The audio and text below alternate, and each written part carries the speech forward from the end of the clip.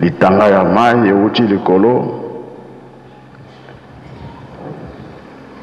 ekiti kati na mai eningisi ba mai nyonso pato touti toza koyeba me pa tozokende tokoyeba te